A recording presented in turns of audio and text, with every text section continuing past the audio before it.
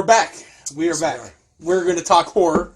Yeah, but before we get started, man, listen, I watched the Broken Skull sessions with Steve Austin, and he sometimes had a little drinky drink with his friends, and I decided we're going to do the same, right? So beer wasn't enough. We're going to go to the hard. We're going to go to the hard stuff. We at least got to do one shot, right? At least one. It's probably going to be. And out of the appropriate type glasses, they are skulls, absolutely, because we're getting into the horror section of our talk right now. Absolutely. It's a little crown apple never hurt nobody. Right? Absolutely not. I love apples. An apple a day keeps the fucking doctor away. Not Dr. Giggles, though. Nah, he always stays. The 6th grade version of me. You know, Dr. Giggles. All right, so we'll put that over there, and a cheers to you, brother. My friend, for being home. Always good to see you. Salute. All right, now we're going to start into horror. That stung a little bit. It's right there in the chest. Put a little hair there. I got to shave it tomorrow anyway, but put a little hair there. I ain't trying to be no bitch.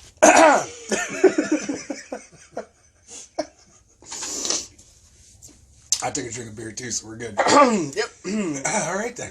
At least we didn't take 6 shots. Right. All right. So we're getting into horror, right? Yeah. Where are we starting, man? Because that is a spectrum of about that big.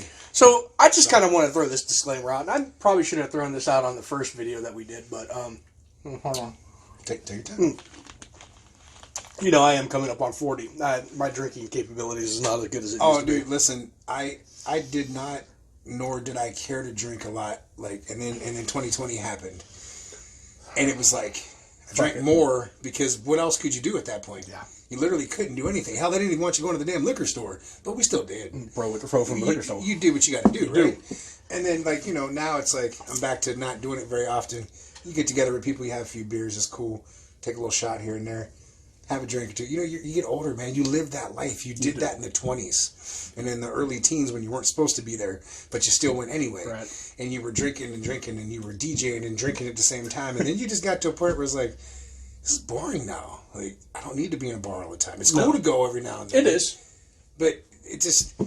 Yeah, you get to that point, like you said, man. You're in that age now where it's like, you see that shit on the wall right there? That shit on the wall right there. I would rather have that nowadays. And he's pointing to Bartles and James over there. Yeah, by the way. So all right. Quick disclaimer. A lot of people, actually, one person came up to me one time and goes, "Do you like Halloween so much just because Bouncer likes it and you're trying to kiss his ass, or do you like?" And no, that's the thing, man. He and I, actually, we just have a lot of similar taste, and that's what bonded us so well. So when it comes to, yes, we both huge fans of Halloween. Yep. My all-time favorite, same as him. Mm-hmm. We both love Revenge of the Nerds. We love 80s comedy. We love the same kind of... we just have the same sense of humor, wrestling. It's just, we click, man. And dude, that's one thing, too. You can have friends that are into horror movies. Yes. But when you meet that small group that's really into the Halloween and Michael Myers fandom, it's a whole different thing, man. Yep. And it's a very small group of us. It's me and him and our friend Alan. Yeah. We're like the tightest group of Halloween fans that I know. And, man, we just love it. We could talk about it for hours. Yeah. Me and Alan have done it many times. The horror guys. Hopefully we get some new episodes soon. Man, I'm hoping, dude. Yeah, man, I want to get into that some more. And then if this one comes back more often, we got a fourth guy on the horror guy now too, and we talked about that even before I even started it. Yes, we did originally. So we can get him on the horror guys too. It's over and done with, man. Sorry. So, like I said, I just want to put that out there.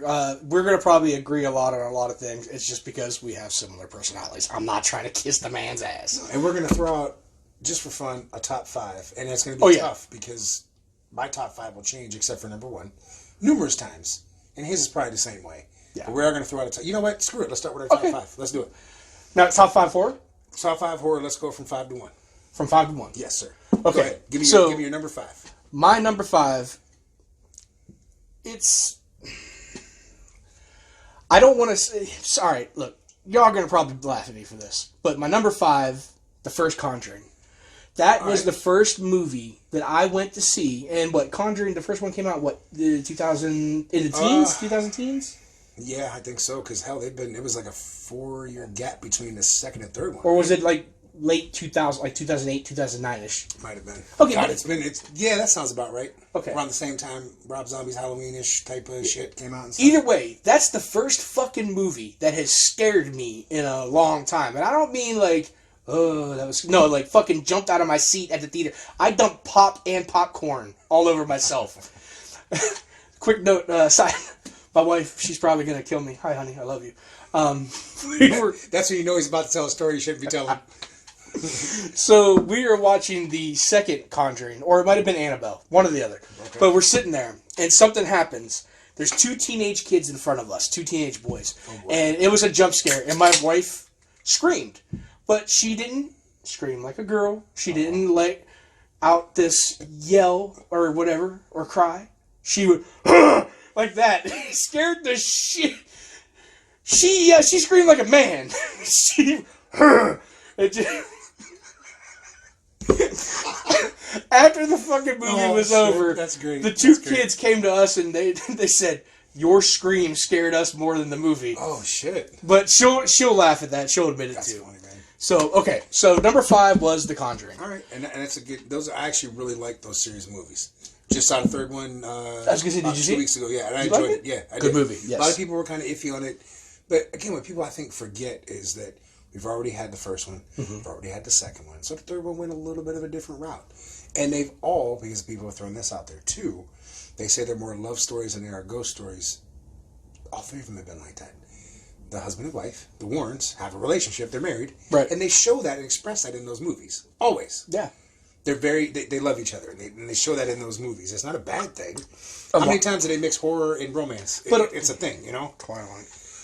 We're not going to talk about Twilight, but anyway. But a lot of that is how they overcome a lot of that shit, is their love for each other. Exactly. Which case in point, the third one. If you haven't seen it yet, we're not going to blow it for you, right. But that is a big point of how things kind of play out. So don't shit on it because of that, dude. Just watch it. If you don't like it, that's your opinion. But remember, Conjuring 1, Conjuring 2, same way. When they make appearances in other movies in the Conjuring universe, it's the same fucking thing. Yeah. Think about that before you say it was a fucking love story. It really wasn't. They're all like that. I'm done now. Number 5 for me, starting out, and this is a newer one to hit the top 5 for me, but Halloween 2018. Absolutely loved, dude, I loved it. I had my, and I've talked about this numerous times, not with you yet, in this aspect. I had huge doubts. What the hell is the guy's name that was part of... Michael Gordon Green, and then you're Danny McBride. Thank you. McBride. When I heard Danny McBride was attached to it, I was instantly like, I'm done. I don't want to talk about it. This dude is on Eastbound and Down, which is a comedy show. This dude is not known for anything horror whatsoever. I don't like his comedy either. And I was like really, really sketchy on it, man. And then it came out, and I went into the theater with an open mind and said, I'm going to go in here and watch this and see what they do with it. And I was blown away by the fact that how much they played in the details. The fucking mask had the fucking from the needle. Yeah. Dude, his eye, when you could see his side profile, was fucked up from the coat hanger. Mm-hmm. He had the dead eye. Yeah, there were so many Easter eggs in it from every movie. And not just one movie, it was everything. The fucking van said Resurrection Church. Halloween Resurrection. I'm pretty sure there was an Easter egg from every single Halloween movie. Dude. Some of the scenes, just the way I love the tracking shot of him walking when he bumps into the kids, which is a la Halloween 2. Mm-hmm. And then he takes that turn and he starts that long walk down. He grabs the hammer, goes into the house and kills the lady. Goes into the next lady's house, shoves the knife up through her throat. Dude, I love that scene. That tracking scene was phenomenal. To me, they really took that and they blew my expectations away. And what they're going to do with Halloween Kills so far, which I've seen a few spoilers because that long year wait we've had, and we're still waiting, I think they're going to do it again. With these flashback scenes and shit, man, I think they're going to do it again. I honestly thought when they were doing that tracking scene, I thought that baby was going to get it. You know what? Fuck it. I'll be the bad guy. He should have 86 that baby. Okay, so he didn't kill the baby, but he did kill, what the hell was that kid's name? And it had like the worst name ever with the raspy ass voice. He's like, Dad, I just want to do my dancing. Like it's not like a smoking lady that was 80 years old. Like she smoked her whole entire life. Yeah, he did fuck that kid up. I just want to do my dancing, Dad. And he snapped his neck. And that kid had to be no more than, 14, 15 years old? And that's pushing it. Right. Yeah. So, Michael did kill a kid, and that's something we haven't seen from him. He's had opportunities to do so. He went after his niece for 3 movies. He didn't kill her until she was at least probably 18, 19, yeah. 20, Okay, we'll say. yeah. You know, so, okay, she had reached the age of not being a child anymore.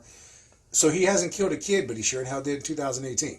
And you know what's funny about that crying baby? That was actually Jamie Lee Curtis that did that sound effect. Oh, really? Yeah. Yeah, Very cool. So that was kind of creepy in a way. But yeah, it was Jamie Lee Curtis did the sound effect. But for me, that's my number 5. And that's the first time that's ever cracked my number 5, too. Well, I'm actually going to give you the chance to do this if you All want right. to, even though you just went through this long thing on number 5.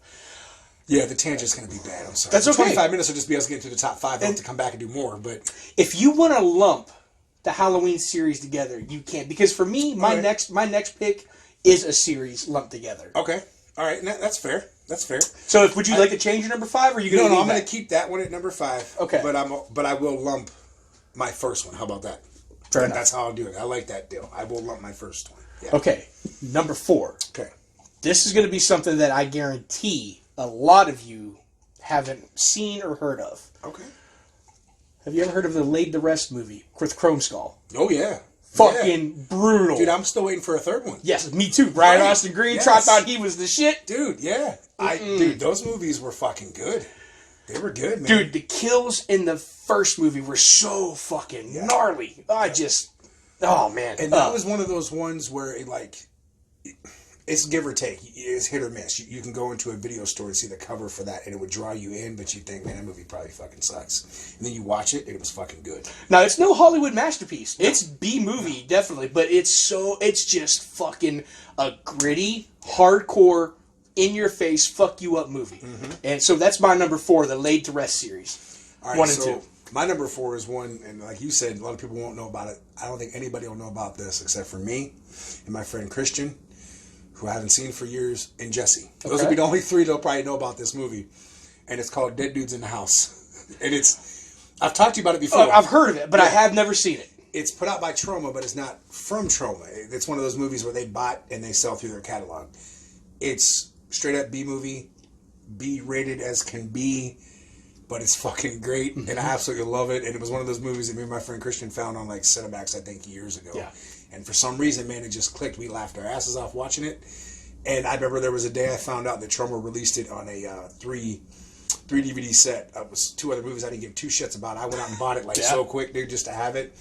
And a couple years later, they brought it out. A company brought it out on Blu-ray, and it's under its real name, The House on Tombstone Hill. Oh. So like I jumped, dude, $25 on this Blu-ray, most I probably ever spent on a Blu-ray, and I was like, I have to because it's fucking Dead Dudes in the House. That's my number 4. If you haven't seen it, I don't even know where the hell to tell you can watch it at because I don't even. Probably Troma's Troma Now streaming would probably be about the only place you can, unless you have it on DVD, or maybe YouTube. But I don't think so. I really don't think so. It's hard to find one, man. I'll have to check that out. It's fun. I'm not gonna lie. It's fun as hell. Now, I'm gonna have to throw honorable mentions in because you're kind of handcuffing me, brother, with only 5. Because I know it's hard, man. It's hard. So Not easy, dude. I'm at number 3. Yes. This is really, really tough. But I mean, we're gonna clash on the first one. Obviously, I already know that we're definitely gonna clash on the first one. I already know that. You think? I think so. I think our number 1s will be the same. Okay, yeah. Okay, I thought you meant clashes and different. No. We're gonna right there on the first one. Yeah, absolutely. We already know it. You guys probably know it if you've listened to the last 10 minutes of this. But anyways, so number 3, Phantasm Series. Okay. Fucking yeah. great movies. Yep. I just got a chance to go see the gates that led you into the Morningside Cemetery when I was in California. Yes. Dude, it's cool as shit. Like, obviously, and it looks dead like the movie. Mind you, it doesn't say Morningside Cemetery, but just to be standing by those gates was like, whoa. Like, that's that surreal feeling like, holy shit, man. Yeah, those movies are great. A lot of people don't like them, but I think they're cool. They're amazing. Yes. And the one thing that we've touched on in just personal conversations and something we'll talk about later, Mr. Bouncer here has made his own movie, and he had a problem trying to find just that perfect music for that movie. So I'm going to say a score is so important, and that has such an amazing score. It's so simple, much like Halloween. Nightmare on Elm Street has that. Friday the 13th. And they're simple, but they fucking induce fear. Those movies, all again, we're talking Phantasm. The first one came out in late 70s. Friday the 13th, 1980. Halloween, 78. Nightmare on Elm Street, 1980. These movies came out, and we're talking 20, 30, some of them 40 years. Yeah. And that music still can put chills in your ass, man, because it's creepy, dude. Like, you hear it, it's like, okay. My fucking ringtone is Halloween, and if it catches me on the fucking right time it'll fucking... Dude, I'm just saying, man, a score is so important, and that Phantasm score, as simple as it is, to me, it's not so much, it's not scary, but it's maybe eerie. Yeah, eerie is a great word. Yep. It's fantastic. So for me, number 3, and my favorite out of the Phantasm series is actually number 3. Okay. So, 3 for 3. Which is probably the hardest one they say to find, like on a DVD and like especially a VHS. I really liked Ravager. I think that's how you say it, right? Yes. That was a sad ass movie, though. That was the last one, right? Number 5. Dude, that movie was legit made just for the fans, though. If you were a fan of Phantasm, that movie was made legit just for that. If you were just an everyday person that said, I've never seen a Phantasm movie, but hell, I'll check out this new one, you'd be sitting there going, what the fuck was that? Yeah. But if you were a diehard fan of all 3 previous movies, and then you watched that one, it was actually sad as fuck. Mm-hmm. Because you knew that Angus Scrimm was, at that time, he was damn near almost 90 years old. Reggie, and the way they played his character in the movie, it was just like, damn, dude. Like, it was sad, but it was good. That was the 5th one out of the series, and, I mean, they started in, the 70s? Yeah, 70, I want to say 79, I think was the original. Was it 79? Okay. I think so, yeah. So, yeah, you got to think this movie ran, 4 decades, almost? Yeah, because that was, maybe 6 years ago, 7 years ago now that came out, I think? Yeah, so... It had been made for so many years, but it got stuck, and then they finally were able to bring it out. So it took 4 decades. That would have ran 4 decades. Yeah. So that's, I mean, these folks, Angus Scrimm wasn't exactly, he wasn't young when they first started it. No. So... He was a creepy son of a bitch in those movies, too. Yeah, he was, dude. I don't want to run into him, let me tell you. No. Well, you don't have to worry about that now. Well... Rest in peace. I would have loved to have gotten a chance to meet him. But, yes. All right, so my number 3 is my all-time favorite vampire movie of all time. I know. And I know that this will piss people off in some cases. I know everybody's favorite when they say vampire movie, they say Lost Boys. And I'm okay with that. Great movie. My personal favorite, Fright Night. Not the shitty remake, the original Fright Night. Love it. Love Fright Night. Very good movie. Yes. I don't care what anybody says, man. Yeah, there's some comedy elements to it. Absolutely. But look at Friday the 13th. There's some comedy in that, too. Welcome to Fright Night. Bitch. For real. Just saying. We're throwing in bitch. How about that? But no, dude, great movie. I think Chris Sarandon, to me, played the ideal vampire. I don't think anybody else could have played that role. Hit him with a little trivia. What else would you know Chris Sarandon from? Well, the most normal thing that people would say, oh, Chris Sarandon. There's 2. Yes. The main one, I think, that everyone would say, boom, The Nightmare Before Christmas. Absolutely. Voices Jack Skellington. Yes. And then The Princess Bride. Those are the 2 movies I think that everybody would say Chris Sarandon. Well, see, I'm you probably... You have a different one? Well, I've never seen The Princess Bride. Oh, okay. All right. But he was in Child's Play. Yes, he was. That's where I would say, for me, myself, Child's Play. But that's a good call, though. I think a lot of people forget about that. Yeah. That's a good call. For me, I always felt like everyone says, oh, Chris Sarandon, Jack Skellington, Princess Bride. What did he do in The Princess Bride? He was, Prince Humperdinck. I think that was his name in the movie. Okay. And he was the asshole that was basically trying to get with Princess Buttercup and all that shit. So, dude, it's a fun movie. Andre the Giant's in it. And it's a good movie. My wife loves that movie. I'll have to check it out. Seriously, you got to watch it. Okay. I think you'll like it. Seriously, you got Columbo and Fred Savage and Andre the Giant and just a cast of weird ass curio. Billy Crystal's in it. Yeah. Miracle Max. I mean, dude, it's a good time. Let me tell you, it's a good time. You know what my favorite vampire movie is? What's that? Once Bitten. Dude, Once Bitten's great. I love that fucking... So look, it's Fright Night. If I had to do a top 5 vampire movies, here we go. Just in a quick tangent. Run it off. Fright Night, Once Bitten, Lost Boys.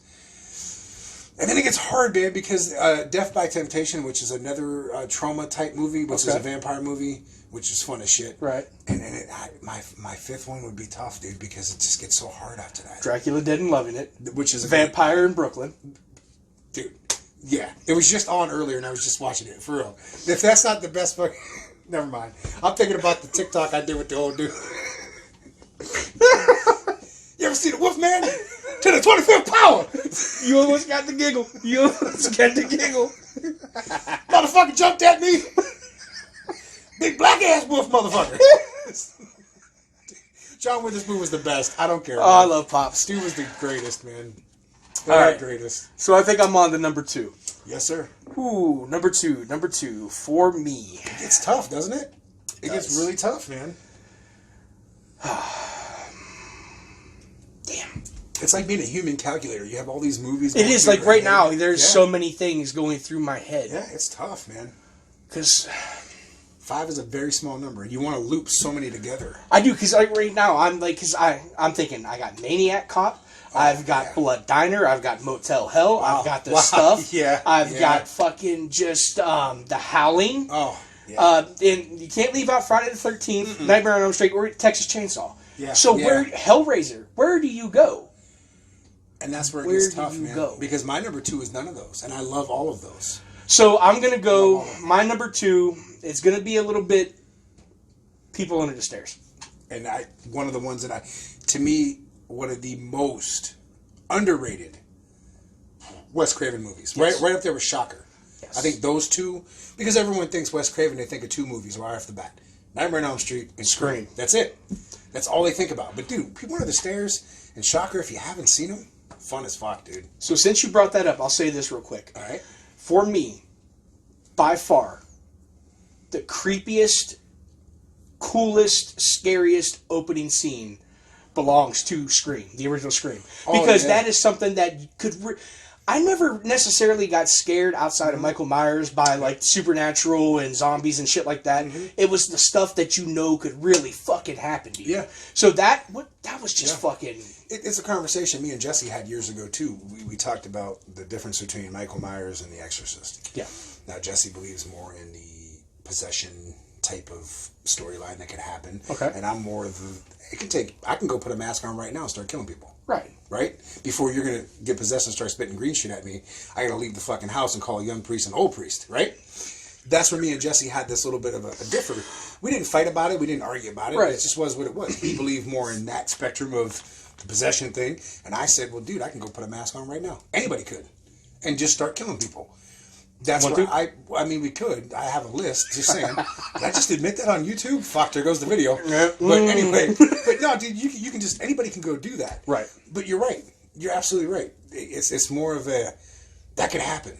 You could be at home popping your little popcorn thinking you're about to watch a movie and hang out with your boyfriend or girlfriend if you're a guy. And all of a sudden the phone rings and he says, hey, what's your favorite scary movie? And it's just this dude flirting with you, and all of a sudden... tell him you're about to hang up, and he tells you he's going to get you like a fucking fish. And you're screwed because the dude's already there and he's watching you. What do? What's your name? Well, why do I want to tell you my name? Because I want to know who I'm watching. Or I want to know who I'm looking at. Yeah, what you say? I want to know who I'm talking to. That's not what you said. No, motherfucker. Yeah, fuck you. Yeah. Because that shit's creepy as fuck, dude. It's real life. It's real life, dude. Good choice. But, okay, so that was my number 2. So my number 2 is one that, again, may not be popular to some people, and it's not the remake when you hear this, so please don't go there. Okay. Night of the Demons. I love Night of the Demons. I love that whole series of movies, but I love the original Night of the Demons. I don't know what it is, dude, about that movie. I know that Stooge is my favorite character, and he has the best line in any movie ever. He says, eat a bowl of fuck. And if that isn't a great fucking line in a movie, that's everyday life. Someone pisses you off, tell them to eat a bowl of fuck. I might use that for wrestling one time. When a fan pisses me off, tell him to eat a bowl of fuck. Just saying.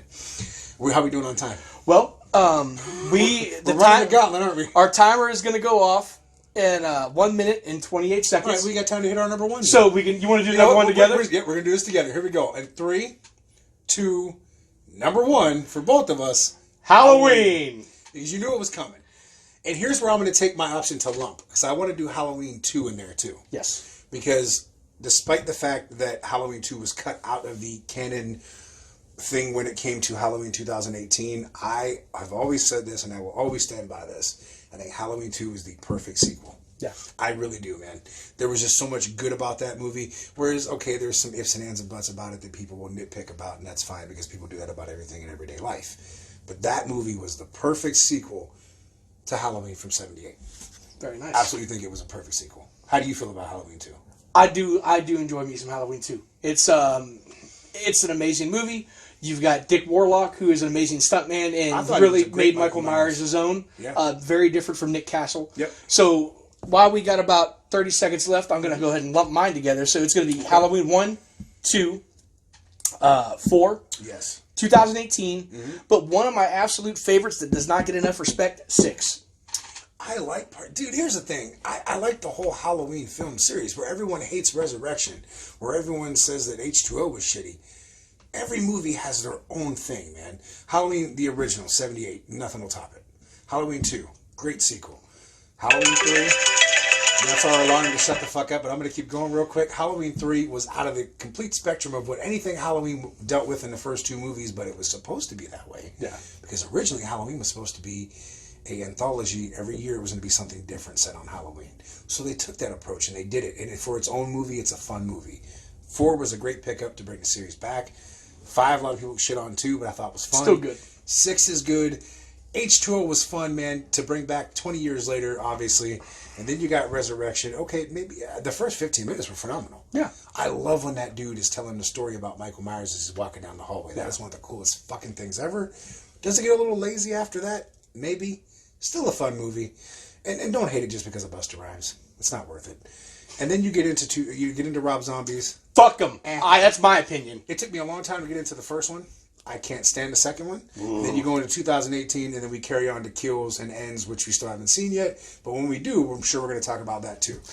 That's our number 1. We combined them together. We talked about the whole Halloween franchise, but we're not done because we still got horror movies to talk about. That's right. So when we come back from this, I'm going to do some honorable mentions. You want to do some honorable mentions? Absolutely. And then we'll get into some more horror. And then I think we might even dip back into some wrestling. And then we got 80s comedies and shit to talk about. Oh, God. All day. All day. We'll be here all day. See you in just a minute. See you soon.